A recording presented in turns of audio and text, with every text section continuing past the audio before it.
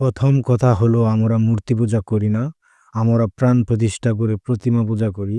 তাই বিনীত অনুরোধ কখনো সনাতনীদের পূজাকে মূর্তি পূজা বলবেন না। স্বামী বিবেকানন্দ বলেছেন, মূর্তি পূজা করে না হিন্দু কাঠ মাটি দিয়ে গড়া, মৃন্ময় মাঝে চিন্ময় হেরে হয়ে যায় আত্মহারা। এবার আসি মূল কথায় যা সংক্ষেপে ব্যাখ্যা করছি। এই বিশ্বের প্রতিটি জিনিস পঞ্চমহাতত্ত্বে তৈরি।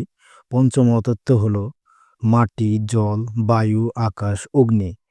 প্রতিমা পঞ্চমহাতত্ত্বে তৈরি, তার মধ্যে মাটি একটি। প্রতিমা মন্ত্রে বিসর্জন দেওয়ার পর তাতে আর প্রাণ থাকে না, তখন সেটি একটি তৈরি মূর্তি হয়ে যায়। তখন তাকে আবার সেই পঞ্চমহাতত্ত্বেই বিসর্জন দেওয়া হয়। আপনি একটু অন্তর্দৃষ্টি দিয়ে দেখুন, এই মহাবিশ্বের আপনি আমি সকলের জন্য এই নীতি প্রযোজ্য।